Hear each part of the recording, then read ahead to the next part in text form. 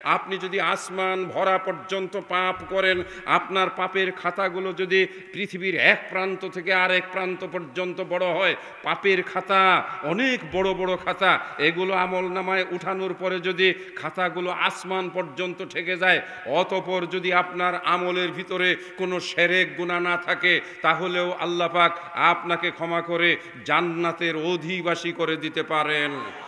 কিন্তু হে আল্লাহর বান্দারা শুনো, মাইয়ুশরিক বিল্লাহ, যেই ব্যক্তি আল্লাহর সঙ্গে শিরক করেন, ফাকাদ হারামাল্লাহু আলাইহিল জান্নাহ, আল্লাহ পাক ওই ব্যক্তির জন্য জান্নাত হারাম করে দিয়েছেন।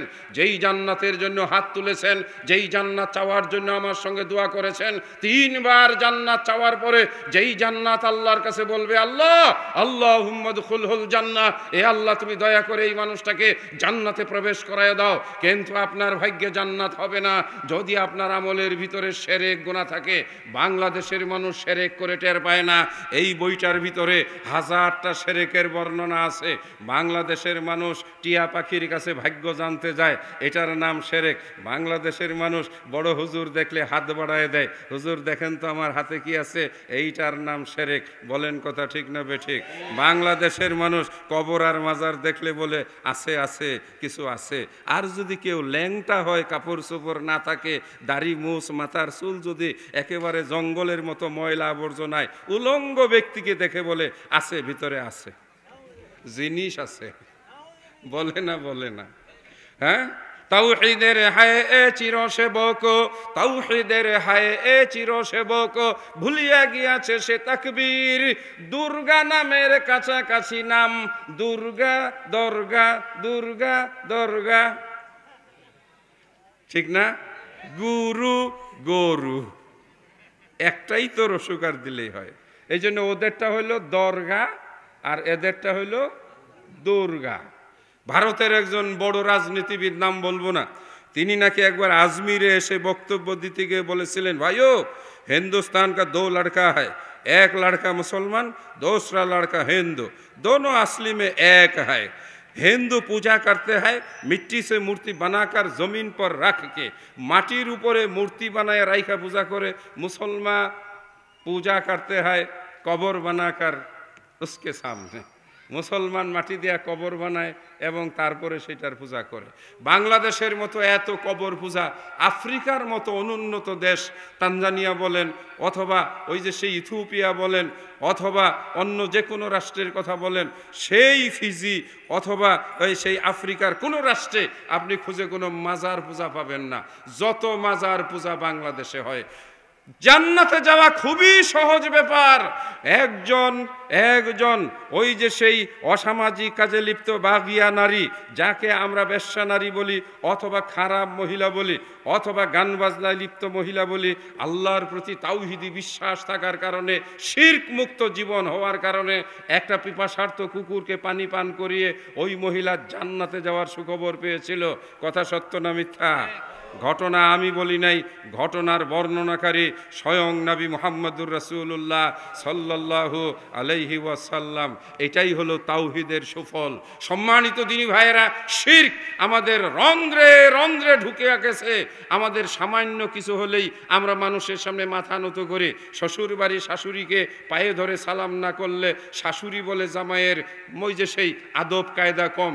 শ্বশুরকে আব্বা বলে না ডাকলে অথবা পায়ে ধরে সালাম না করলে শ্বশুরের মুখ বেজার কালো হয়। সম্মানিত ভাইয়ের আমার, বিয়ের সময় আমরা সন্তানের ওই যে সেই ধন সম্পদের বৃদ্ধি পাওয়ার জন্য কত রকমের শিরক গুনাহ করি।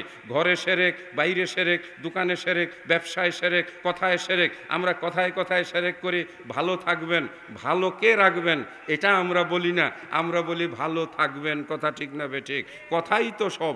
আল্লাহ এক, এটাও কথা।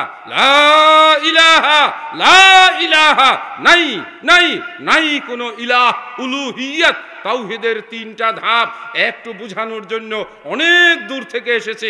রাত্রটা গভীর হয়ে গেছে, কিছু কথা যদি বলে না যাই তাহলে দায়িত্ব পালন হবে না।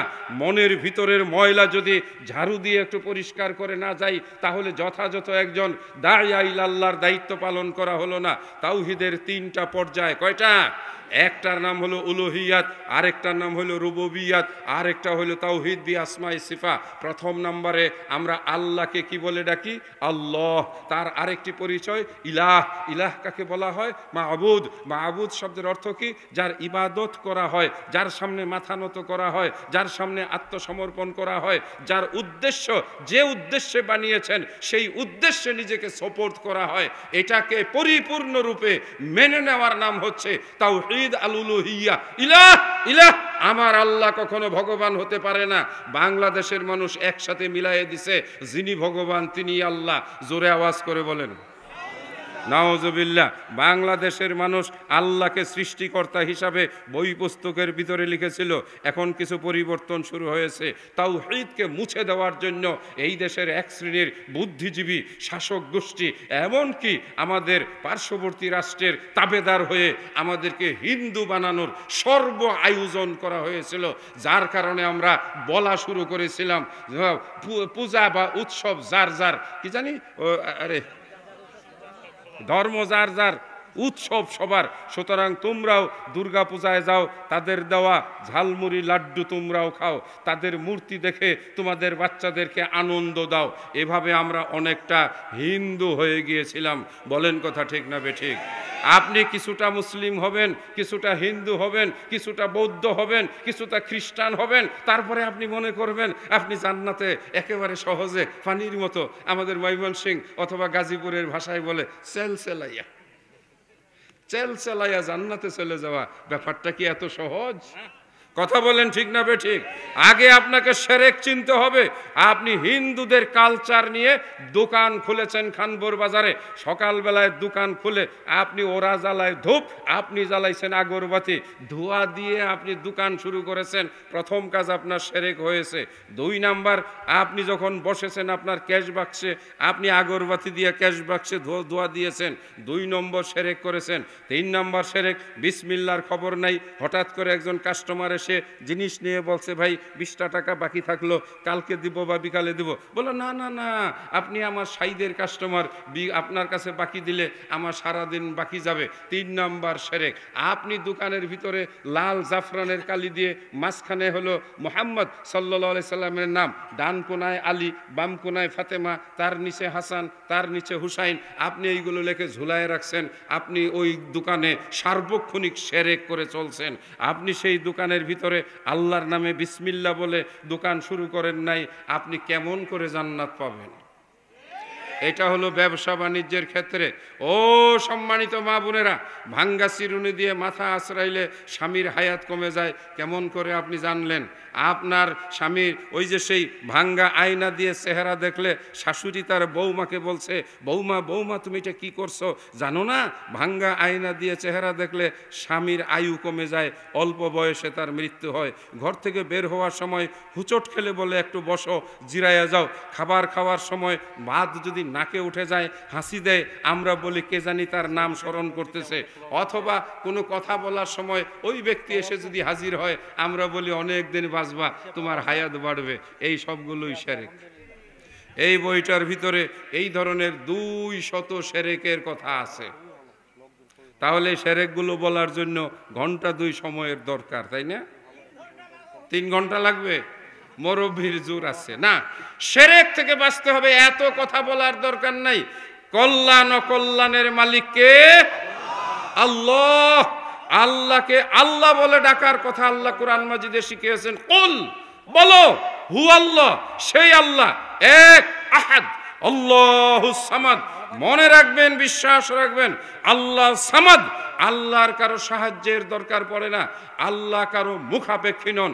যখন আপনি আল্লাহর উপরে পরিপূর্ণ বিশ্বাসী হবেন, আপনার বিপদ দূর করার জন্য আপনার অন্য কারো কাছে যেতে হবে না।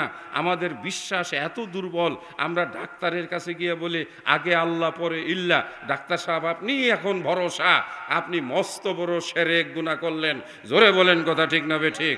আমরা এলাকার চেয়ারম্যানের কাছে, মেম্বারের কাছে, এমপির কাছে গিয়ে আমরা কেমন যে করি, মনে হয় এলাকার এমপি, মেম্বার, চেয়ারম্যান ওরাই আমাদের ইলাহ, ওরাই আমাদের মাবুদ, মনে হয় তারাই আমাদের চাকরিদাতা, আমাদের জীবিকাদাতা, আমাদের রক্ষা করিয়া। এইবার একটু জোর দিয়া বলে গেলাম আপাতত মেম্বার, চেয়ারম্যান, এমপি কোনোটাই নাই। তাই না? যদি থাকতো তাহলে বলতে পারতাম, তাহলে তো এমপি সাহেবই বলতে ওই বেটা বক্তা, এত বড় সাহস, আমার আঙ্গুলের ইশারায় সারা এলাকা চলে। এই ইশারা করিয়ারা ক্ষমতার দাপট দেখায়ও না।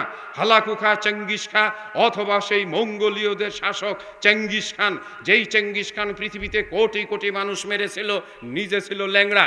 আর হালাকু খান বাগদাদে অভিযান করে প্রায় ৭০ লক্ষ মুসলমানকে গরু ছাগলের মতো জবাই করেছিল।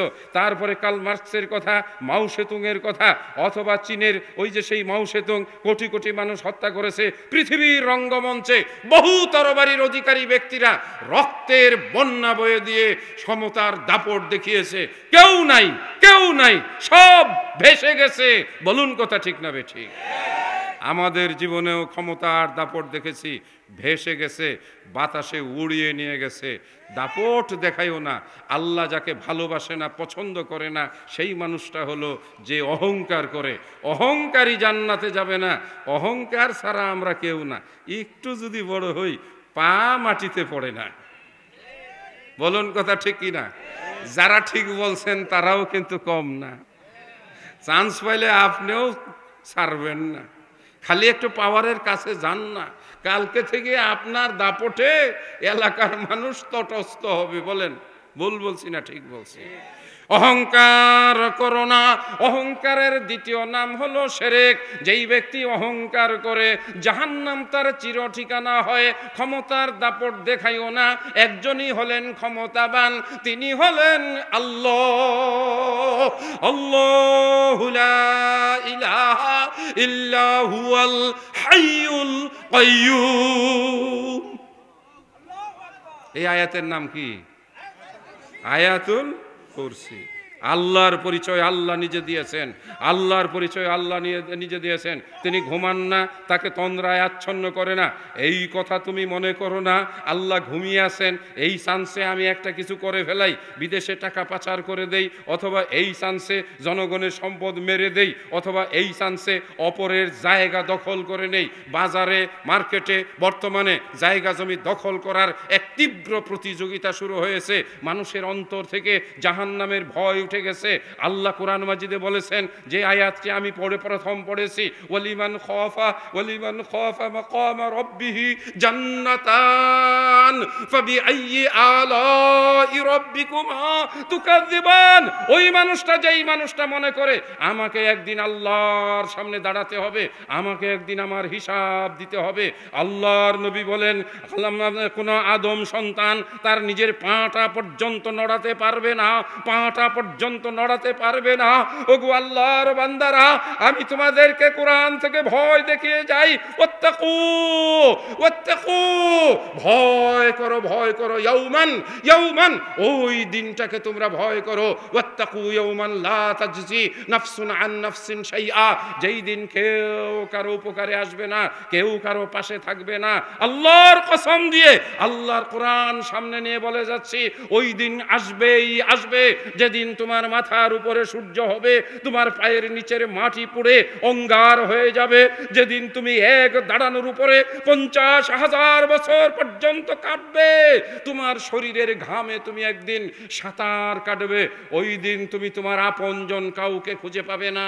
ইয়াউমা ইয়াফিরুল মারউ মিন আখিহি ওয়া উম্মিহি ওয়া আবিহি ওয়া সাহিবাতিহি ওয়া বানিহি লিকুল্লি ইমরিইম মিনহুম ইয়াউমা ইযিন শাআনুন ইউগনিহি। এই কথাগুলো কোরআনে নাজিল করা কথা। আমার আল্লাহ তার বান্দাদের জানিয়ে দিয়েছেন, আমার আল্লাহ তার বান্দাকে সাবধান করেছেন, এ আল্লাহর বান্দারা জান্নাতের কথা শোনাবো বলে বক্তব্যে আমি আপনাদেরকে আশ্বস্ত করেছিলাম জান্নাতে যাওয়ার আগে যে আরো কিছু রাস্তাঘাট আছে। হাসরের ময়দান পাড়ি দিতে হবে না?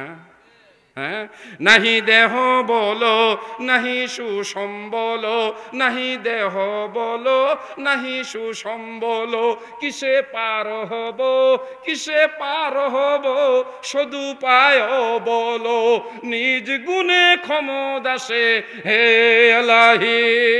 কবর মাঝে যখন তোমাকে শোয়ানো হবে, ফেরেশতারা এসে যখন তোমাকে বসানো হবে, ইজা ফুজি আল মাইয়িতু ফিল কবরে, কবরের ভিতরে যখন লাশটা রাখা হয়, মন দিয়ে অন্তর দিয়ে বিশ্বাস করে রে আল্লাহর বান্দা, বর্তমানে কবর থেকে লাশ উঠানো হয়, তুমি দেখো সেটা পচে গলে গেছে, না রে বাবা না, এটাই মানুষের চূড়ান্ত কবর না, একদিন আমাকে কবরে যেতে হবে। আমার পিতাকে অনেকেই চিনতেন জানতেন, এই বাংলার এক উজ্জ্বল তারকা ছিলেন দাওয়াতের ময়দানে, যিনি তাওহীদের উপরে বিদাতের উপরে কথা বলতেন। কবর নিয়ে তিনি এমনি করে রচনা করেছেন, মরে গিয়ে কবরেতে শুইবে যখন, ফেরেশতারা এসে তোমায় বসাবে তখন, সর্বপ্রথম তিনটি প্রশ্ন করিবে তোমায়, জবাব দিতে পাইলে মুক্তি পাইবে হেথায়। রবকে বাসিল তোমার, ধর্ম কি তোমার, তুমি কোন নবীর অনুসরণ করেছো, কেমন করে চলেছো। ওরে আল্লাহর বান্দা, তুমি বসবাস করো আল্লাহর জমিনে, তুমি জীবিকা খাও আল্লাহর, তুমি জমিনের উপরে হেঁটে বেড়ে নিঃশ্বাস নেও আল্লাহর, তোমাকে পানি দিয়েছেন আল্লাহ, তোমার খাবার দিয়েছেন আল্লাহ, তোমার সন্তান দিয়েছেন আল্লাহ, অথচ তোমার আল্লাহর ইবাদত করতে মন চায় না। কিভাবে জান্নাতে যাওয়া যাবে? খাও যারটা, থাকো যেখানে, তাই না? খাবার কার? জবাব দেন সবাই, খাবার কার? পানি কার? নিঃশ্বাস নেই বাতাস কার? বসে আছে যে মাটির উপর, এটা কার? তাহলে ইবাদত করব কার? আল্লাহ কুরআন মাজিদে সূরা কাহাফের শেষ আয়াতে বলেন, এটা বড় রকমের একটা সুসংবাদ, ফামান কানা ইয়ারজু লিকা রাব্বিহি ফালইআমাল আমালান সলিহান। কেউ কি চান কিয়ামতের দিন জান্নাতের ভিতরে আল্লাহকে দেখতে? বলেন হ্যাঁ চাই। জান্নাতের ভিতরে সবচাইতে বড় নিয়ামত আল্লাহর সাক্ষাৎ পাওয়া। চিৎকার করে বলুন সুবহানাল্লাহ। আল্লাহ যে কত সুন্দর, তোমার সৃষ্টি যদি হয় এত সুন্দর, তাই না? না জানি তাহলে প্রভু তুমি কত সুন্দর। জান্নাতবাসীরা আনন্দে মত্ত থাকবে, কারো কারো এরকম মদের পেয়ালা হাতে নিয়ে তারা পান করতে থাকবে। সুপসী রূপসী সুন্দরী হুরুম মাকসুরাতুন ফিল খিয়াম, প্রস্ফুটিত গোলাপের ভিতরে লুকায়িত এমন সুন্দরী নারী যাদেরকে হুর বলা হবে, এরা যখন নেচে নেচে হেলে দুলে গাইবে যত গান, নেচে নেচে হেলে দুলে গাইবে যত গান, সেই গান শুনে জুড়িয়ে যাবে জান্নাতীদের প্রাণ। এমন সময় তুবা গাছে বাদ্য শুরু হবে। জান্নাতের ভিতরে একটা গাছ আছে, গাছটার নাম হলো তুবা গাছ। তুবা গাছের পাতাগুলো ছোট ছোট হবে, তবে তার ভিতর থেকে নূর টপকাতে থাকবে। জান্নাতবাসীরা যখন জান্নাতে প্রবেশ করবে, তুবা গাছের পাতার ভিতরে বাজনা শুরু হয়ে যাবে। গাছটার নাম কি? তুবা গাছ। জান্নাতবাসীদেরকে রিসেপশন করবে, গাছের পাতার মধ্যে বাজনা শুরু হবে। এমন বাজনা হবে, আল্লাহর নবী বলেন, যেই বাজনা পৃথিবীর কোনো কান কোনোদিন কল্পনাও করে নাই। সেই জান্নাতে যাওয়ার কথা আপনাদেরকে শোনানো শুরু করেছি ইনশাআল্লাহ। এখন কতটা সময় বাজলো? 12:39। একটা পর্যন্ত তো থাকা যাবে তো ইনশাআল্লাহ। হ্যাঁ ইনশাআল্লাহ, ঠিক আছে। হ্যাঁ, তবে এর ভিতরে কিন্তু কারো উঠা যাওয়া যাবে না, তাহলে মাহফিলকে অপমান করা হবে, আল্লাহকে অপমানিত করা হবে। যেখানে কোরআনের আলোচনা করা হয় সেখানে ফেরেশতারা আসে। আপনারা কি জানেন যে শুধু কি আপনারাই আজকের মাহফিলের শ্রোতা? আরো শ্রোতা আছে না? পাশে দিয়া কারা আছে? ফেরেশতারা আছে। তাইলে 2 নম্বর শ্রোতা হইল ফেরেশতারা, আরও আছে 3 নম্বর শ্রোতা হইল জিনেরা। ওই গাছের টালে, টিনের চালে, গাছের ডালে অসংখ্য জিন আইসা তারাও কিন্তু কোরআনের আলোচনা শুনতেছে। তারপরে আরেকজনও শ্রোতা হিসাবে আসছে, এর কাজ হইল মাঝখানে যেখানে ফাঁকা জায়গা ওখানে বসে আর পাশের লোককে খোঁচায়। খোঁচানো বুঝেন তো?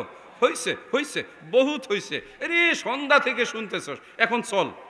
এখনো এশার নামাজ পড়ে নাই, একেবারে আরামে চাপ দিয়ে ধরে ঘুম পাড়াইয়ে দিবে, বলবে রাখ বেটা, সারা রাত ওয়াজ শুনছস, নামাজ কিসের আবার? এই লোকের নাম কি? একই ওয়াজে আসে নাই, প্রত্যেকের কাছেই আছে।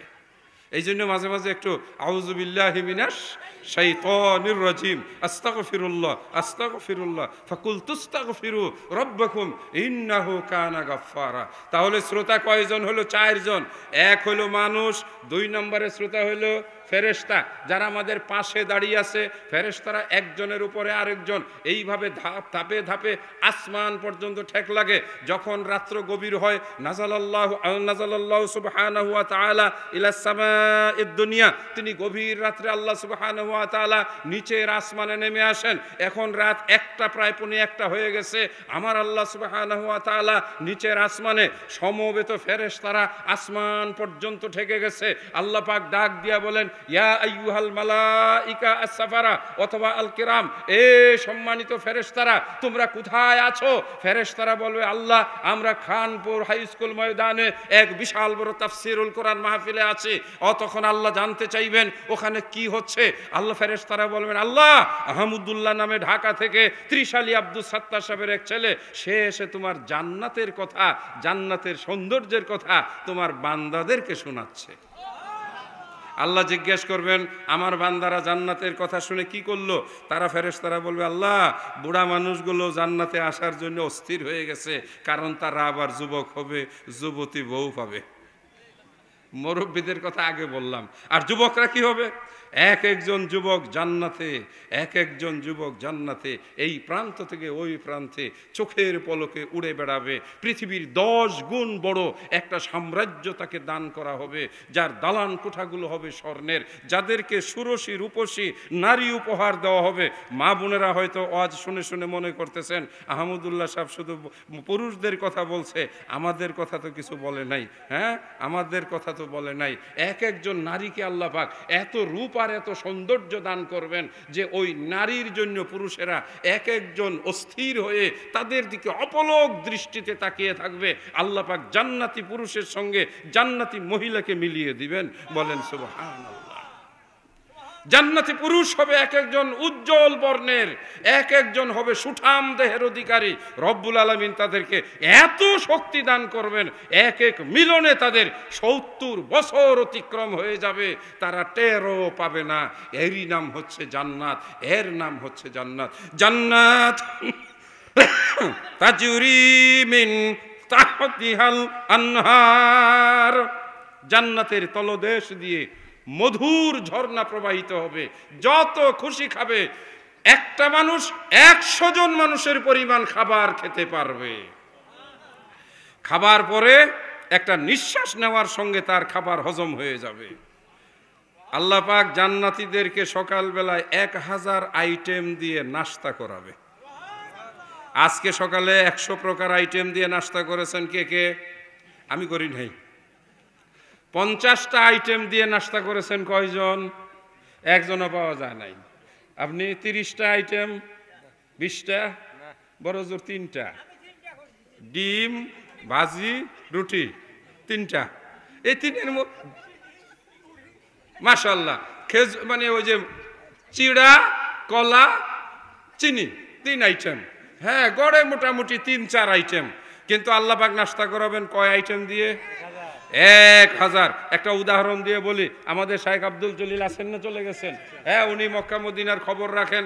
আমার একবার সৌদি বাদশার মেহমান হয়ে, ওই যে সেই সৌদি বাদশার গেস্ট হয়ে হজে যাওয়ার সুযোগ হয়েছিল। তো 5 তারা 5 স্টার হোটেল, সেখানে খাবার সব বুফে, এই দিক থেকে সাজিয়ে একেবারে মঞ্চের ওই পাশ দিয়ে ঘুরিয়ে এই পাশ পর্যন্ত, এখান দিয়ে শুরু করলাম। দেখি যে সব কিছু আছে, ফল আছে, মিষ্টি আছে, ঝাল আছে, টক আছে, পৃথিবীর এমন কোনো ভালো খাদ্য নাই, সব সাজায় রাখছে সৌদি বাদশাহ হাজি সাহেবদের জন্য। আমি বাংলাদেশ থেকে গেছি, বাঙালিরা কিন্তু মোটামুটি খুব চালাক হয়। পাকিস্তানে বলে এক বাঙালি ওই যে ছাদের উপরে ফ্লোর কিনছে 10 ফুট, 10 ফুট না কইরা 9 ফুট দিয়া ছাদ দিছে। এইবার পরে আরেকজন কিনছে, কিনার পরে তার সঙ্গে ঝগড়া বাজাই দিছে, ভাই আমি কিন্তু 1 ফুট উপরে খালি রাখছি, আপনি পরে 1 ফুট রাইখা আপনার ছাদ দিবেন। দেখছেন বাঙালির বুদ্ধি কি? 1 ফুট রাইখা কি সে বিল্ডিং করতে পারবে? তা আমারও তো সেই বাঙালি বুদ্ধি, বললাম যে কোনো জিনিস একবারে খাইয়া পেট ভরবো না, একটু একটু করে সিমটি দিয়ে দিয়া দেখি কত দূর পর্যন্ত যাইতে যাই। এখান থেকে শুরু করলাম, ওই কিছু দূর পর্যন্ত একটু হইলেও তো হয় 120টা না 30টা আইটেম খাইতে পারছিলাম। বাকিটা শেষে এমনি গণনা করলাম, দেখি যে প্রায় 350 আইটেমের মতো হাজি সাহেবদের জন্য নাস্তার ব্যবস্থা রাখছে। তিনিও সৌদি বাদশাহ, পৃথিবীর ধনী বাদশাহ, পৃথিবীর মধ্যে সম্পদশালী বাদশাহ, স্বর্ণের খনিপ্রাপ্ত বাদশাহ, তেলের খনিপ্রাপ্ত বাদশাহ, যার সম্পদে আমেরিকা চলে। বলেন কথা ঠিক না বেঠিক? সেই বাদশাহ 1000 আইটেম দিতে পারে নাই, কিন্তু আল্লাহ পাক তার বান্দাদের জন্য জান্নাতের ভিতরে 1000 প্রকারের আইটেম নাস্তা দিবেন। মাছের কলিজা দিয়ে তাদের প্রথম উদ্বোধন করবেন। জান্নাতের ভিতরে গরুর গোশতের ভুনা পাওয়া যাবে। মানুষ, আমি যে আয়াতটা পড়েছি, গরুর গোশতের ভুনা দেখে মানুষ বলবে, আল্লাহ এটা তো আমরা কুরবানির গরুর যখন কুরবানি দিতাম আমরাও ভুনা করে খেয়েছি, কিন্তু মানুষ যখন গোশতটা মুখে দিবে এত অফুরন্ত স্বাদ অনুভব করবে, আল্লাহু আকবার চিৎকার করে সুবহানাল্লাহ বলে বলবে, আল্লাহ দুনিয়ার গরুর গোশতের স্বাদ আর জান্নাতের গরুর গোশতের স্বাদ কখনো দুইটা একসাথে তুলনা চলে না। এই জান্নাত আল্লাহ বলেন আদাতুল ইবাদিয়াস সালিহিনা, আমি আমার নেক বান্দার জন্য আমি সেই জান্নাত বানিয়ে রেখেছি। এত নিয়ামত পেয়ে বান্দারা যখন এক এক মিলনে হবে 70 বছর গত, হুর পরিদের প্রেমে মত্ত হবে যখন ইমানদারেরা, এমনি সময় আসমান থেকে একটা আওয়াজ হবে, আরশে আজিম থেকে একটা আওয়াজ হবে, আমার বান্দারা আমি তোমাদের উপরে খুশি হয়ে গেলাম। আল্লাহর সন্তুষ্টির চাইতে আর বড় নিয়ামত কোনো মানুষের জন্য হবে না। এবার বান্দারা বলবে, আল্লাহ আমরাও তোমার উপরে খুশি। আল্লাহ জিজ্ঞাসা করবেন, যা যা তোমাদেরকে ওয়াদা করা হয়েছে সেগুলো কি তোমরা সব পাইছো? জান্নাতবাসীরা বলবে, আল্লাহ আমরা যা শুনেছিলাম তার চাইতে আমরা 1000 গুণ বেশি পেয়েছি। আল্লাহ বলবেন, আমার বান্দারা শুনো, আসল জিনিসই তো পাও নাই। এইবার জান্নাতবাসীরা একটু তাকাবে, বলবে আল্লাহ কি পাই নাই? আল্লাহ বলবেন, বান্দারা রাতের গভীর অন্ধকারে একা একা ঘুম থেকে উঠে ওযু বানায়া যার জন্য নামাজ পড়ে, বলেন আল্লাহ বলেন, ফামান কানা ইয়ারজু লিকা রাব্বি ফালইয়ামাল আমালান সলিহা। এক নম্বরে আপনাদের ডাক দিয়ে বলে যাই, বাবারে যতক্ষণ নিঃশ্বাস আছে, যতক্ষণ দম আছে, যতক্ষণ বেঁচে আছেন ততক্ষণই সুযোগ আছে। মরে যাবেন আর সুযোগ নাই। কথা ঠিক কিনা? তাহলে যতক্ষণ বেঁচে আছেন, যতক্ষণ নিঃশ্বাস আছেন, যতক্ষণ বেঁচে আছেন, ফালিয়া আমাল আমালান সালিহান, যত পারেন ভালো আমল করেন, নেক আমল করেন। ও আল্লাহর বান্দারা 5 ওয়াক্ত সালাত আদায় করেন। আমার সামনে যে দ্বিতীয় বইটা দেখছেন, এটা হলো রাসূলুল্লাহ কিভাবে নামাজ পড়েছেন। বাবারে অহংকার করো না, নিজের গোয়ার তুমি করো না। আল্লাহর নবীর শেখানো নামাজ পড়ো, তুমি জান্নাতে যেতে পারবে। মানুষের বানানো নামাজের অনুসরণ করো না। রাসূল যেভাবে নামাজ পড়েছেন এই বইখানা দেখিয়েছিলেন আল্লামা ওই যে দেলওয়ার হোসেন সাইদি রাহিমাহুল্লাহ তাআলা পল্টনের ময়দানে বক্তৃতা করার সময় সম্ভবত 1984 সালে বা 85 সালে লক্ষ জনতার সামনে বইটা ধরে বলেছিলেন, আপনারা এই বইটা অনুসরণ করে নামাজ পড়বেন। জগৎ বিখ্যাত হাদিস বিশারদ, হাদিস গবেষক আল্লামা নাসিরউদ্দিন আলবানী রাহিমাহুল্লাহ তাআলা যেই গ্রন্থটি রচনা করেছেন সালাতুন নবী সাল্লাল্লাহু আলাইহি ওয়াসাল্লাম, আমি কয়েক মিনিটে নামাজের একটু আলোচনা করব। যেখানে আমি যাই তাওহীদের কথা বলি, নামাজের কথা বলি, বলি তাওহীদ প্রথম, দ্বিতীয়ত নামাজ। নামাজ নাই তার ইসলাম নাই, নামাজ নাই আল্লাহর সঙ্গে তার সম্পর্ক নাই, নামাজ নাই। তুমি যত বাহাদুর হও না কেন, তুমি একটা সাধারণ চতুষ্পদ জন্তুর চাইতেও নিকৃষ্ট। একটা কুকুর কখনো ওই যে সেই ভালো খায় না, কিন্তু তারপরেও সে আল্লাহর অবাধ্য হয় না। একটা বিড়াল ওই যে সে উচ্ছিষ্ট খাবার হাড্ডি খেয়ে বেঁচে থাকে, কিন্তু আল্লাহর সঙ্গে শিরক করে না। এই আল্লাহর বান্দারা একটা সুন্দর নাদোষ নদোষ ছাগল বকরি খাসি আল্লাহর দেওয়া ঘাস খেয়ে বেঁচে থাকে, আল্লাহর সঙ্গে শিরক করে না। একটা সুঠাম দেহের অধিকারী ষাঁড় গরু সামান্য ঘাস খেয়ে বেঁচে থাকে, আল্লাহর সঙ্গে বেঈমানি করে না। বলেন কথা ঠিক না বেঠিক? এই গরুকে আল্লাহ ঘাস খাওয়ায়, ছাগলকে আল্লাহ ঘাস খাওয়ায়, কুকুরকে আল্লাহ উচ্ছিষ্ট খাওয়ায়, বিড়ালকে আল্লাহ কাটামোর খাওয়ায়, অথবা অন্য প্রাণীকে এইগুলো খাওয়ায়। তাদের উপরে সেই হুকুম নাই যেই হুকুম আপনার উপরে আছে। আল্লাহর সঙ্গে কখনো বেঈমানি করো না, নামাজ ছেড়ে দিও না।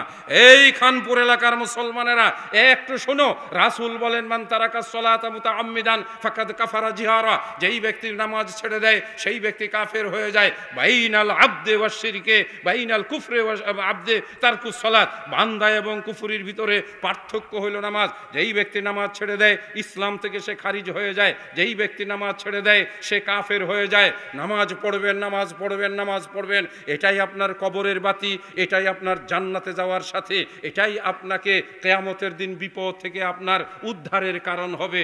নামাজ ছাড়া আপনি নাজাত পাবেন না। পীর ফকির মাজারদের কথায় এই মিথ্যা প্ররোচনায় ভুলবেন না। বাবায় মোম জ্বালাইছে পানির নিচে, বাবার মুরিদ হইলে নামাজ রোজা লাগে না, বাংলাদেশের ভণ্ডরা বলে বেড়ায়। জুড়ে বলেন আস্তাগফিরুল্লাহ। নামাজ পড়বেন নবীর তরিকায়, অন্য কোন তরিকায় নামাজ পড়ে আপনি নাজাত পাবেন না। রাসূল বলেন সল্লু কামা রাআইতুমুনি উসাল্লি উসাল্লি, যেভাবে আমি নামাজ পড়ি সেইভাবে নামাজ পড়বেন। ভালো করে মনে রাখবেন, রাগ করবেন না, গোয়ার্তুমি করবেন না। কোন আলেম ওলামা এগুলো নিয়ে নিজেদেরকে বাহাদুরি দেখাবেন না। রাসূল এইভাবে বুকের উপরে হাত বেঁধে নামাজ পড়েছেন, এটাই সহিহ হাদিস দ্বারা প্রমাণিত। এটা আবু দাউদ শরীফের ভিতরে আছে, ওয়াইল ইবনে হুজর রাদিয়াল্লাহু তাআলা আনহু থেকে বর্ণিত। সাল্লাইতু মা আন-নবী সাল্লাল্লাহু আলাইহি ওয়াসাল্লাম ফাওয়াজা আয়াদাহুল ইউমনা আলা ইয়াদিহিল ইউসরা আলা সাদরিহি। সাদার বলা হয় এটা যেখানে পেট শেষ হয়েছে, বুক যেখানে মিলেছে। মেয়েরা তোমরা এইভাবে হাত বাঁধো, ভিডিওর মাধ্যমে যদি দেখা যায় এটা জায়েজ নাই। এই জায়গায় হাত বাঁধা এটাকে আরবিতে বলা হয় নাহার। ইন্না আতাইনাকাল কাউসার ফাসাল্লি লিরাব্বিকা ওয়ানহার। এইখানে ছুরি দিয়ে উটকে জবাই করা হয়, সেই জন্য এটাকে নাহার বলা হয়। এখানে হাত বাঁধা নয়, এইভাবে হাত বাঁধা নয়। হাত এখানে বাঁধতে হবে কবজির উপরে কবজি রেখে, অথবা হাতের উপরে হাত, জেরার উপরে হাত রেখে। বুখারী শরীফের হাদিসে এসেছে আবু হুরায়রা রাদিয়াল্লাহু তাআলা আনহু থেকে, সহিহ ইবনে খুজাইমার ভিতরে বুকে হাত বাঁধার কথা আছে। আল্লামা মোল্লা কারি হানাফি রাহিমাহুল্লাহ তাআলা উমদাতুল কারি নামক বুখারীর ভাষ্য গ্রন্থে নাভির নিচে হাত বাঁধার কথা লেখেন কাদ ইত্তাফাকা আলা যুফিহি। এই হাদিসটির উপরে সবাই একমত, এটা এতটাই যঈফ লা ইউমালু আলাইহি, এটার উপরে আমল করা উচিত নয়। বেজার হবেন না। যায় নামাজে দাঁড়িয়ে যায় নামাজ পবিত্র করার জন্য ইন্নী ওয়াজ্জাহতু ওয়াজহিয়া লিল্লাযী ফাতারাস সামা, এটা নবী পড়েন নাই। এটা যদি আপনি পড়েন তাহলে বেদাত হবে। নিয়ত করার সময় নবী অথবা তার সাহাবীরা কেউ নাওয়াইতু আন উসাল্লি লিল্লাহি তাআলা এইভাবে নাওয়াইতু বলে কোনো নিয়ত করেন নাই। এই মুখে নিয়ত করার নাম বেদাত। আপনি যদি বেজার হন, আপনি যদি মনে করেন আপনার বিরুদ্ধে বলেছে, আমার কিছু বলার নেই। আমি আপনাকে সহি কথা, সঠিক কথা জানাতে এসেছি। এটা আমার আমানত। এটা যদি আমি না করি আমার হিসাব কবরে কে দিবে? আমাকেই দিতে হবে। আপনি মনে মনে নিয়ত করবেন, ইন্নামাল আমালু বিন্নিয়াত, মনে মনে নিয়ত করবেন। বানাওয়াট নামাজ পড়ার কোনো দরকার নাই। রাসূল সাল্লাল্লাহু আলাইহি ওয়াসাল্লাম শবে বরাতের জন্য কোনো আলাদা নামাজ দিয়ে যায় নাই। শবে বরাত সৌদি আরবে পালন করে না, বাংলাদেশেও পালন করার কোনো দরকার নাই। রাসূল সাল্লাল্লাহু আলাইহি ওয়াসাল্লাম ফরজ নামাজের সালাম ফিরানোর পরে সকল সাহাবাদেরকে নিয়ে আমিন আমিন বলে, মুক্তাদিরা বলবে আমিন, ইমাম বলবে, ইমাম দোয়া করবে। এই রকম প্রচলিত এই দোয়া কখনোই রাসূল জীবনে করেন নাই। আপনিও যদি করেন এটা ছেড়ে দিবেন, কেননা যে আমল রাসূল করেন নাই সেটার নামই হলো বিদাত। আর বিদাত যে ব্যক্তি করে সে বিভ্রান্ত গুমরা হয়, আর গুমরার পরিণতি জাহান্নাম। এটা আমরা খুতবায় সবাই বলি, কুল্লু বিদআতিন দলালা ওয়া কুল্লু দলালাতিন ফিন্নার। প্রত্যেকটা বিদাত হলো বিভ্রান্তি, প্রত্যেকটা বিভ্রান্তির পরিণাম হলো জাহান্নাম। আমাদেরকে সঠিক জিনিস জানতে হবে। আল্লাহ আল্লাহু আকবার এইভাবে কানে হাত ধরে নয়, রাসূল এইভাবে কানে হাত ধরে কখনো নামাজের নিয়ত বাঁধেন নাই। এইভাবে আল্লাহর রসুল ফুল সারেন্ডার করে কানের লতিকা সর্বোচ্চ কাঁধের এই পর্যন্ত, হাতের আঙ্গুল মিল একেবারে তালু খোলা। অতএব আল্লাহু আকবার বলে বুকের উপরে এইভাবে হাত বাঁধা। সম্ভব হলে আপনি এই সানাটা পড়বেন, আল্লাহুম্মা বাঈদ বাইনি ওয়া বাইনা খাতায়ায়া কামা বাআদতা বাইনাল মাশরিকি ওয়াল মাগরিবি আল্লাহুম্মা নাক্কিনি মিনাল খাতায়া কামা ইউনাক্কাস সাওবুল আবিয়াযু মিনাদ দানাসি। এটাই আপনি চেষ্টা করে পড়বেন। এটা রাসূলুল্লাহ সাল্লাল্লাহু আলাইহি ওয়াসাল্লাম নিজে পড়তেন। হ্যাঁ, যদি আপনি সুবহানাকাল্লাহুম্মা এটা পড়তে পারেন, অথবা আপনি ইন্নী ওয়াজ্জাহাতু ওয়াজহিয়া লিল্লাযী ফাতারাস সামাওয়াতি ওয়াল আরজি হানিফাও এটাও আপনি পড়তে পারেন। অবশ্যই আপনাকে প্রত্যেক রাকাত নামাজে সূরা ফাতিহা পড়তে হবে। এটা আমার মুখের কথা নয়, যিনি পৃথিবীতে নামাজ নিয়ে এসেছেন, যিনি মানুষকে নামাজ শিক্ষা দিয়েছেন, সেই নবী মুহাম্মদুর রাসূলুল্লাহ সাল্লাল্লাহু আলাইহি ওয়াসাল্লাম বলেন, লা সলাতা ইল্লা বিফাতিহাতিল কিতাব। সূরা ফাতিহা না পড়লে কোনো নামাজ হবে না। জানাজার নামাজেও সূরা ফাতিহা পড়বেন। যারা জানাজার নামাজ সূরা ফাতিহা না পড়ে লাশকে দাফন করেছেন, কিয়ামতের দিন ওই ব্যক্তি যদি জিজ্ঞাসা করে আমার জানাজায় সূরা ফাতিহা পড়ো নাই কেন, ইমাম সাহেব আপনি বিপদে পড়ে যাবেন। আস্তে করে বলে গেলাম। আপনি মাযহাব মানেন, আপনি ইমাম মানেন, আপনি একটা দলের লোক, সেই জন্য আপনি নবীর নির্দেশ অমান্য করে সূরা ফাতিহা না পড়া একটা মানুষকে মাটির নিচে পাঠাই দিলেন। এটার জবাব আছে? ভাই এই কাজটা করবেন না, সূরা ফাতিহা পড়েন। ইবনে ওমর রাদিয়াল্লাহু তাআলা আনহুমা নিজে হালকা জুরে করে পড়ে মানুষকে শিক্ষা দিয়েছেন যে কাযালিকা সাল্লা রাসূলুল্লাহ সাল্লাল্লাহু আলাইহি সাল্লাম, এভাবেই আল্লাহ রসুল সাল্লাল্লাহু আলাইহি সাল্লাম জানাজার সালাত আদায় করেছেন। বাংলাদেশের জানাজার নামাজে সূরা ফাতিহা পড়ে না, আসলে সেটা জানাজার নামাজই হয় না। সূরা ফাতিহা সব সময় পড়তে হবে। একা পড়েন, ইমামের পিছনে পড়েন, জুরে পড়েন, আস্তে পড়েন। সূরা ফাতিহাকে আল্লাহ পাক নিজের মধ্যে ভাগ করে নিয়েছেন এইভাবে, কাসসামতু সালাত, আমি নামাজ ভাগ করে নিয়েছি। কে বলেন? আল্লাহ। সূরা ফাতিহার আরেক নাম হলো সালাত, সূরাতুস সালাত। মনে রাখবেন, সূরা ফাতিহার 25টি নাম আছে। সূরাতুল ওয়াফিয়া, সূরাতুল কাফিয়া, সূরাতু ওই যে আল ফাতিহা, ফাতিহাতুল কিতাব, উম্মুল কিতাব, সূরাতুল হাম, সূরাতুল শুকর, সূরাতুস সানা, এইভাবে 25টা নাম আছে। সাবুল মাসানি আছে। এই কোর্স সূরা ফাতিহার আরেকটি নাম হলো সূরাতুস সালাত, নামাজ। অর্থাৎ নামাজ যেটা সূরা ফাতিহাই সেটা, সূরা ফাতিহা যেটা নামাজ সেটা। একটাকে বাদ দিলে আরেকটা থাকে না। নামাজে যদি সূরা ফাতিহা বাদ দেওয়া হয় তাহলে সেটা আর নামাজ বা সালাত থাকে না। আমি হাদিস থেকে বলে গেলাম দলিল প্রমাণ সহ, সূরা ফাতিহা যে ব্যক্তি পড়ে সে আল্লাহর সঙ্গে কথা বলে, খুশি হয়ে বলি সুবহানাল্লাহ। কার সঙ্গে কথা বলে? আল্লাহর সঙ্গে কথা বলে। কিভাবে?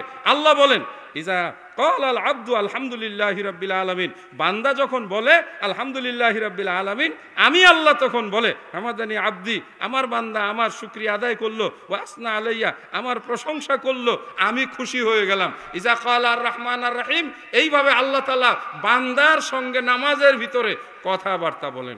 আরও একটু মনে রাখবেন, সূরা ফাতিহা কোনো ইমাম সাহেব একদমে পড়বেন না। বিসমিল্লাহির রহমানির রহিম তো জুড়ে বলে না, আলহামদুলিল্লাহি রাব্বিল আলামিন রহমান মালিকি ইয়াউমিদ্দিন ইয়াকা না'বুদু ওয়া ইয়াকা নাস্তাঈন ইহদিনাস সিরাতাল মুস্তাকিম উদ-দাল্লিন শেষ। যেটা তারাবির নামাজ, এই তো আর কয়েক মাস পরে আসতেছে। এত জুড়ে পড়ে আল্লাহ রসুলের নির্দেশ, একটা একটা করে আয়াত পড়ে থামতে হবে, যেন আল্লাহ পাক নিজে ওই আয়াতটার সঙ্গে জবাব দিতে পারেন। আপনি যদি মাঝখানে কোনো দম না নেন তাহলে কি আল্লাহ জবাব দিতে পারবেন? সম্মানিত ভাইয়ের আমার, সূরা ফাতিহার পরে একটা ঘটনা আছে। সেই ঘটনাটার নাম হলো আপনি আমিন বলবেন। আমিন জোরে বললে আল্লাহ শুনে, আস্তে বললেও আল্লাহ শুনে। এটা কোনো যুক্তির দিন নয়। আল্লাহর রসুল বলেছেন, যখন তুমি জোরে সূরা ফাতিহা পড়বে তখন তুমি জোরে আমিন বলবে। রাসূল বলেন, ইজা ওয়াফাকা বিতামিলিল মালাইকা গুফিরা লাহু মা তাকাদ্দামা মিন যামবিক, যে ব্যক্তি আমিন বলবে সঙ্গে সঙ্গে ফেরেশতারা আমিন বলে। দুইজনের আমিন যখন এক হয়ে যায় আল্লাহ পাক তখন ওই বান্দার সব গুনাহ মাফ করে দেয়। সুতরাং জুরে আমিন বললে আল্লাহ শুনেন, আস্তে আমিন বললেও আল্লাহ শুনেন।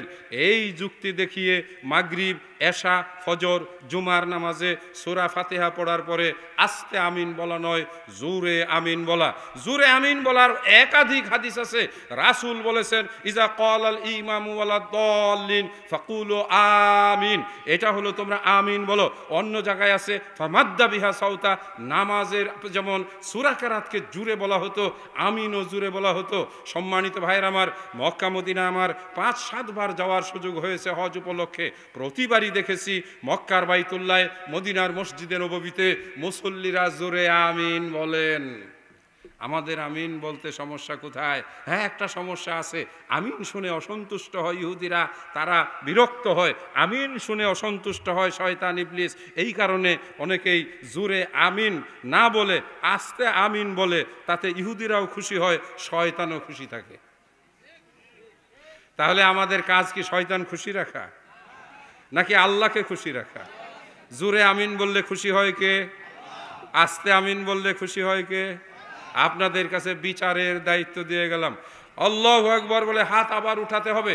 রুকুতে যাওয়ার সময় আন ইবনে উমর রাদিয়াল্লাহু তাআলা আনহু قال كان النبي صلى الله عليه وسلم رفع يديه اذا ركع واذا ورفع اذا رفع راسه من الركوع او كما قال النبي صلى الله عليه وسلم, যে ব্যক্তি রুকুতে যাবে, রুকুতে থেকে যখন মাথা উঠাবে এইভাবে সামি আল্লাহু লিমান হামিদা বলে হাত উঠাবে। রব্বানা ওয়ালাকাল হামদ, যদি আপনি পূর্ণটা বলেন হামদান কাসীরান তয়্যিবান মুবারাকান ফি, উত্তম। একটু জোরে করে বললে দূষণীয় কিছু নয়। এক ব্যক্তি এইভাবেই জোরে করে বলেছিলেন, 12 জন ফেরেশতা আসমান থেকে, আরেক বর্ণনায় 18 জন ফেরেশতা আসমান থেকে এই দোয়াটা নেওয়ার জন্য পারাপারি হুড়াহুড়ি প্রতিযোগিতা করে তারা নিচে নেমে এসেছিল। তার মানে দোয়াটা এতটাই প্রিয়, আল্লাহর কাছে পৌঁছানোর জন্য ফেরেশতারা ছুটে এসেছিলেন। সম্মানিত ভাইয়ের আমার, 2 সেজদা করার জন্য হাতের মাঝখানে আধা হাত পরিমাণ ফাঁকা থাকবে, আর নাক এবং কপাল মিলিয়ে সেজদা করতে হবে। এখানে পিঠটাকে একেবারে এমন ধারালো রাখতে হবে পানিটা যেন গড়িয়ে যায়। রুকুর সময় আপনার পিঠটা বরাবর সোজা থাকবে। একটা গ্লাস যদি এখানে রাখা হয়, গ্লাসটা যদি ঠিক থাকে তাহলে আপনার পিঠ ঠিক আছে। উটের পিঠের মতো দয়া করে কেউ রুকু দিবেন না। আল্লাহ পাক উটের পিঠের মতো রুকুকে পছন্দ করেন না। কোরআনে আল্লাহ নির্দেশ দিয়েছেন ফারকাউ মা'আর রাকিঈন, ফেরেশতারা যেইভাবে রুকু করে সেইভাবে তোমরা রুকু করো। ফেরেশতারা রুকু করার সময় তাদের পিঠটা এইরকম সোজা থাকতো, কাগজটা যেমন রয়ে গেছে এইভাবে পানির একটা গ্লাস থাকতো। আর যদি আপনি এইভাবে করেন তাহলে কি হবে? গ্লাসটা পড়ে যাবে। ফেরেশতারা যেভাবে রুকু করে সেইভাবে তোমরা রুকু করো, ফেরেশতারা যেভাবে সেজদা করে সেইভাবে তোমরা সেজদা করো। এই সবগুলো হাদিস এই বইটার ভিতরে সুন্দর করে বর্ণনা করা আছে। আপনি আল্লাহর কাছে দাবি করতে পারবেন, আল্লাহ আমি তোমার নবীর শেখানো তরিকা অনুযায়ী 5 ওয়াক্ত সালাত আদায় করেছি, এক একটা সালাত আপনাকে জান্নাতে যাওয়ার জন্য কারণ হয়ে যাবে। খুশি হয়ে বলি আলহামদুলিল্লাহ। সম্মানিত ভাইয়ের আমার, রুকু করার সময় বাংলাদেশের মুসলমানেরা 2 পায়ের মাঝখানে নজর রাখে। কোথায় রাখে? 2 পায়ের মাঝখানে। এটাই আমাদের বাংলাদেশে শেখানো হয়। কিন্তু রুকু করার সময় দৃষ্টিটা চোখের কোথায় থাকবে? সেজদা করার জায়গায়। আপনি যদি সেজদা করার জায়গায় মানে চোখ রাখেন তাহলে আপনার পিঠটা সোজা থাকবে। আর যদি আপনি 2 পায়ের মাঝখানে নজর রাখেন তাহলে আপনার ঘাড়টা গুজা হবে। এটা জায়েজ নাই। অজু করার সময় কাঁধের উপরে এইভাবে কেচি দেওয়া, এটা রাসূলুল্লাহ সাল্লাল্লাহু আলাইহি সাল্লামের হাদিস থেকে প্রমাণিত নয়। আপনি সুন্দর করে অজু বানালেন, অজুর এই জায়গায় এসে আপনি হাতটা ঘুরিয়ে কপালের এই জায়গায় না এনে আপনি এই দিক দিয়ে টান দিলেন। আমি বলে গেলাম এই নতুন কাজটা করার কারণে আপনার অজুটা বাতিল হয়ে গেছে। রাসূল বলেন, যেই ব্যক্তির অজু নাই সেই ব্যক্তির নামাজ নাই, যেই ব্যক্তির তাহারাত নাই সেই ব্যক্তির অজু নাই। আল্লাহ কোরআনে নির্দেশ করেছেন, ইজা কুমতুম ইলা সালাত, যখন তোমরা নামাজে দাঁড়াও ও মুসলমানেরা অজু করার সময় সাবধান। রাসূল পায়ের গোড়ালি দেখিয়ে বলেছেন ওয়াইলুল লিল আকাব, এই জায়গাটার জন্য মানুষ জাহান্নামে যাবে। কেননা এই জায়গাটা শীতকালে অজু করার সময় সেই শুকনা থাকে, থাকে। রাসূল ওযু করার সময় দুই আঙ্গুলের মাঝখানে ফাখাল্লালা বাইনা আসওয়াবিআইহি, রাসূল পানি নিয়ে এক চোল পানি নিয়ে অর্ধেক মুখে অর্ধেক নাকে দিয়ে ফাআনসারা আনফাহু, রাসূল তার নাক ঝাড়তেন। রাসূল বলেছেন রাতের বেলায় ঘুমন্ত অবস্থায় এই যে বাঁশিটা আছে নাকের এই জায়গায় শয়তান ঘুমায়। ইয়াবিতু আলা খাইশুমিহি আও কামা ক্বালা নবী সাল্লাল্লাহু আলাইহি ওয়াসাল্লাম। হাদিস আমরা মেনে চলবো, এই কারণেই আমরা আহলুল হাদিস, হাদিস অনুসরণ করি। আমাদের কাছে হাদিসের দাম এক পাহাড় পরিমাণ স্বর্ণের চাইতেও বেশি। নাক ঝাড়বেন, ওযু করার সময় তাড়াহুড়া নয়। কানে পানি দেওয়ার সময় পানি ছেড়ে দিয়ে আঙ্গুল কানের ছিদ্রর ভিতরে ঢুকাই দিবেন। অতএব এই আঙ্গুলটা কানের ভাঁজের ভিতরে এইভাবে একেবারে ঘুরিয়ে উঠিয়ে দিয়ে আসবেন। বৃদ্ধাঙ্গুল দিয়ে কানের উপরটা সুন্দর করে মাসা করবেন। মনে রাখবেন, আপনার তাড়াহুড়া করার কারণে কানের ভিতরে যদি কোনো অংশে পানি না যায়, আপনার ওযু হলো না। আপনি মনে করতেছেন নামাজ হয়েছে, ওযু করছি, নামাজ পড়ছি, আপনার ছেলে মেয়ে আপনার স্ত্রীও জানলো, একেবারে টুপি মাথায় দিয়ে জুমা পড়ে আসছেন, কিন্তু নবীর খাতায়, আল্লাহ পাকের নামাজের খাতায় আপনার নামাজের কোনো নাম পাওয়া যাবে না। এবার যদি আমি দেখাই, কোরআন মাজিদের সূরা কাহাফের ভিতরে একটা আয়াত আছে। কিছু মানুষ মনে করে আমি ভালো কাজ করতেছি, কিন্তু কিয়ামতের দিন তার এই ভালো কাজ গ্রহণযোগ্য হবে না। আল্লাহ কোরআন মাজিদে বলেন ওয়ালা ফালা নুকিমুল ফাদিয়া, তাই না? ফালা নুকিমু লাহুম ইয়াউমাল কিয়ামাতি ওয়াজনা। এই ধরনের ত্রুটিপূর্ণ কোনো আমল আল্লাহ পাক মিজানের পাল্লায় উঠাবে না। সম্মানিত ভাইয়ের আমার, নামাজের সাজদায় গিয়ে হাত বকল, এই যে এই হাতটা, বহু মহিলারা মা বোনেরা শুনবেন, পেট হাঁটু এইভাবে মিশিয়ে একেবারে আটার বস্তার মতো মহিলারা নামাজে সেজদা দেয়। এদের সেজদা হয় না, হয় না, হয় না।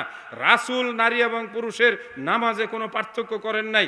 মহিলারা ঘরে নামাজ পড়বে, মহিলারা মসজিদে নামাজ পড়লে মহিলারা পূর্ণ চাদর দিয়ে ঢেকে পর্দা করবে, এটাই তাদের জন্য পর্দা। কিন্তু রাসূলের শিখানো অনুযায়ী এই হাতটা উঁচা রাখতে হবে। পুরুষদের জন্য স্পষ্ট করে বলি, আপনার সেজদার সময় এই ফাঁকা জায়গা দিয়ে যেন একটা ছাগলের বাচ্চা যাইতে পারে, আসতে পারে। বহু মুসল্লিকে দেখা যায় তারা ভালো করে সেজদা করে না। ভালো করে সেজদা করলে আল্লাহর কাছে ভালো বান্দা, ভালো করে সেজদা না করলে আল্লাহর কাছে অপ্রিয় বান্দা। কথা পরিষ্কার? কারণ সেজদা করার সময় বান্দা আল্লাহর সবচাইতে কাছে যায়। ভালো করে মনে রাখবেন, একটু আমার সঙ্গে বলুন, হে আল্লাহ, তুমি যদি ইব্রাহিমকে আগুন থেকে বাঁচিয়ে থাকো, এখনো তো তুমি সেই আল্লাহ, নাকি অন্য কেউ? তাহলে আমি আগুনের মতো কষ্টে বিপদে আছি, আমার বিপদ দূর করে দাও। হে আল্লাহ, তুমি আল্লাহ তো তোমার বান্দা ইউনুসকে মাছের পেট থেকে বাইর করে নিয়ে এসেছিলে, তাহলে আমিও তো তোমার বান্দা। তুমি আল্লাহ তো সেই আল্লাহ যে ইউনুসকে মাছ থেকে বাঁচাইছো, আমাকে তাহলে তুমি বিপদ থেকে বাঁচাবে না কেন? আপনি আল্লাহর কাছে নামাজে দোয়া করেন, হে আল্লাহ, তুমি তো সেই আল্লাহ যে আল্লাহ তুমি নূহ নবীকে নৌকা দিয়ে পানিয়ে সাগরের মতো ঢেউ আর বন্যার পানিতে রক্ষা করেছিলে, তাহলে তুমি আমাকে কেন কষ্ট দিবে? এ আল্লাহ, তুমি তো সেই আল্লাহ যে আল্লাহ তোমার নবী ঈসাকে এক রুটি দিয়ে 200 মানুষের খাবারের ব্যবস্থা করে দিয়েছিলে, তাহলে আমার সন্তানের খাবারের ব্যবস্থা করে তুমি দিবে না কেন? নামাজেই চাইবেন, নামাজেই চাওয়ার জায়গা, নামাজেই মানুষের আশা পূরণ হয়। সেই জন্যই সংক্ষিপ্ত কথা শেষ করলাম, ভালো করে নামাজ পড়বেন, নামাজে কাঁদবেন। এইবারে একটি হাদিস শোনাই সহজে জান্নাতে যাওয়ার। রাসূল বলেন 3টা কাজ যদি তুমি করতে পারো সহজে জান্নাতে যেতে পারবে।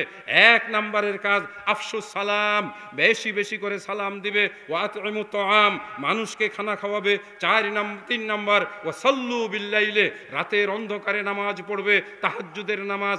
আল্লাহর রাসূল বলে ওয়ান্নাসু বিন্নিয়াম, মানুষ যখন ঘুমিয়ে থাকে ওই সময় তুমি নামাজ পড়বে, আল্লাহর কাছে বলবে, আল্লাহ আমার মেয়ের বিয়ের ব্যবস্থা করে দাও, আল্লাহ আমার ছেলের চাকরির ব্যবস্থা করে দাও, আল্লাহ আমার পরিবারের সন্তানদের খাবারের ব্যবস্থা করে দাও, আল্লাহ আমাকে রোগ মুক্তি করে দাও।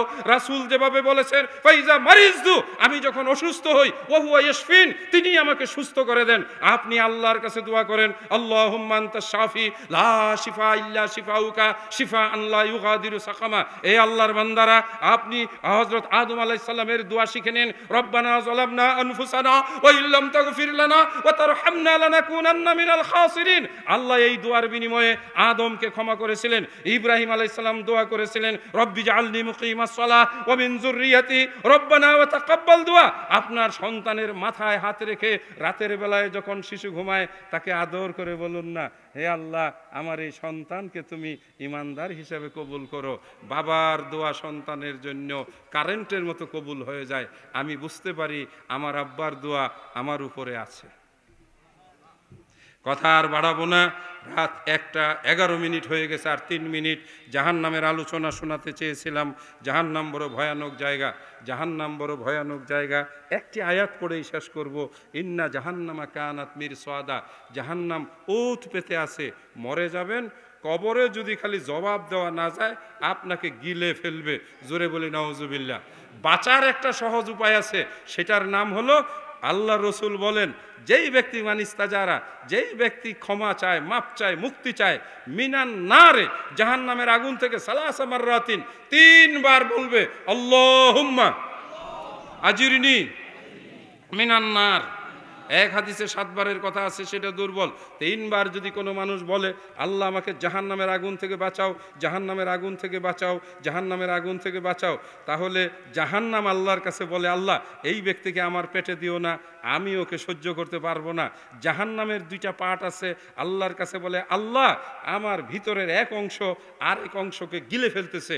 আল্লাহ তখন বলে, ঠিক আছে বান্দা, তোমার ঢাকনা আমি খুলে দিলাম, তুমি এখন নিঃশ্বাস ছাড়ো। গরমকালে জাহান্নাম একটা নিঃশ্বাস ছাড়ে, যার জন্য পৃথিবীর আবহাওয়া উত্তপ্ত হয়ে যায়। শীতকালে জাহান্নাম একটা নিঃশ্বাস ছাড়ে, যার কারণে পৃথিবীর উত্তর মেরুর এবং বিশাল বরফখণ্ড আরও বরফ হয়। এরই নাম জাহান্নাম। জাহান্নাম আল্লাহ তৈরি করে রেখেছেন। সম্মানিত ভাইয়ের আমার, দিনাজপুরে আবার আসব, সেই দিন জাহান্নামের উপরে পূর্ণ আলোচনা রেখে যাব। শেষ বক্তব্যের শেষ প্রান্তে এসে বলবো, জাহান্নাম থেকে বাঁচতে চাই, বলি সবাই, জাহান্নাম থেকে বাঁচতে চাই। জাহান্নাম এবং কবর পাশাপাশি দুটি, একটিতে যদি আপনি বেঁচে যান আরেকটিতে বেঁচে যাবেন। কবর থেকে যদি বেঁচে যান জাহান্নাম থেকেও বেঁচে যাবেন। সেই জন্য রাসূল দোয়া শিখাইছেন, আল্লাহুম্মা ইন্নী আউযু বিকা মিন আযাবিল কবরি ওয়া মিন আযাবিন নার। সর্বশেষ ছোট একটা আবেদন, এটিও রাসূল বলেছেন, ইত্তাকুন্নার ইত্তাকুন্নার ইত্তাকুন্নার। আমার বান্দারা, এই মহিলারা, স্বামীর সেবা করো, বেপর্দা হয়েও না, মাথার কপর ফেলে দিও না, বেপর্দা হয়ে অথবা নিজেকে আত্মহংকারী হয়ে যৌবনের দাপট দেখায়ও না। মেয়েরা 5 ওয়াক্ত নামাজ পড়ো, নিজের সন্তানের জন্য আল্লাহর কাছে দোয়া করো। যেই মেয়েদের বিয়ে শাদী হয় নাই, নামাজ পড়ে তুমি আল্লাহর কাছে একজন সৎ নামাজি ইমানদার স্বামীর জন্য দোয়া করো। শেষ হাদিসটি, এটিও মুসলিম শরীফের হাদিস। রাসূল বলেন, ইত্তাকুন্নার, জাহান্নামের আগুন থেকে নিজেকে বাঁচাও, জাহান্নামের আগুন থেকে নিজেকে বাঁচাও, জাহান্নামের আগুন থেকে বাঁচাও, ওয়ালাউ বিশাক্কি তামারাতিন। একটা খেজুরকে রাসূল 2টা ভাগ করলেন, টুকরা করলেন, অতএব একটা টুকরা সামনে ধরে বললেন, দেখো এই একটা টুকরা দিয়ে হলেও তুমি জাহান্নামের আগুন থেকে বাঁচাও। জাহান্নামের আগুন নিভিয়ে দিতে পারে দান। আর সাদকাতা তুতফিউল বালা, সদকা দান সব আগুন নিভিয়ে দিতে পারে। সাদকা এমন একটা জিনিস 70টি বিপদ মানুষের দূর করে দিতে পারে। সদকা এমন একটি জিনিস, প্রলয়ঙ্করী জাহান্নামের আগুন সাদকার বিনিময়ে নিভে যায়। অতএব প্রতিদিন না হোক, সপ্তাহে 1 দিন হলেও কিছু না কিছু সাদাকা করবেন। সাদাকা করার জায়গাগুলো বলে যাই, আপনি যদি আপনার গ্রামে কোনো ইয়েতিম থাকে, রাসূল বলেন, মান আলা ইয়াতিমান, যেই ব্যক্তি ইয়াতিমের লালন পালন করে, কানা মাই ফিল জান্নাতে হাকাজা, এইভাবে তিনি তর্জনী এবং মধ্যমা আঙ্গুল মিলিয়ে বললেন, আমার সঙ্গে একসাথে জান্নাতে থাকবে। আল্লাহর কসম দিয়ে বলে যাই, ওয়ালা তাকরাবু মাল আল ইয়াতিম। আল্লাহ পাক বলেছেন, সাবধান সাবধান, ইয়েতিমের মালের কাছে যাইও না। আপনার ভাই মারা গেছে, আপনার ছোট ছোট বাচ্চা রেখে গেছে, আপনি চালাকি করে সব জমিন নিজের নামে লিখে নিয়ে যাবেন, আপনি জাহান্নামের আগুন থেকে কোনোদিন মুক্তি পাবেন না। বাংলাদেশের মানুষের এত চরিত্র খারাপ, নিজের ভাইয়ের সম্পদ, নিজের ভাতিজাদের সম্পদ নিজের নামে লিখে দেয়, ইয়েতিমের সম্পদ আত্মসাৎ করে। ইয়েতিমের সম্পদ সম্পর্কে আল্লাহ বলেন, ইউজারজি আল্লাহ নবী বলেন ইউজারজিরু ফি বাতনি উম্মিহি বাতনিহি, সে তার পেটের ভিতরে গড়গড়া আগুন প্রবেশ করায়। সাবধান, এতিমের সম্পদ থেকে দূরে থাকবেন। এতিমের মাথায় হাত রাখলে যত চুল আপনার পায়ে হাতের নিচে পড়বে তত গুণ আপনার মাফ হয়ে যাবে। এতিমদেরকে লালন করবেন, নবীর সঙ্গে জান্নাতে যাবেন।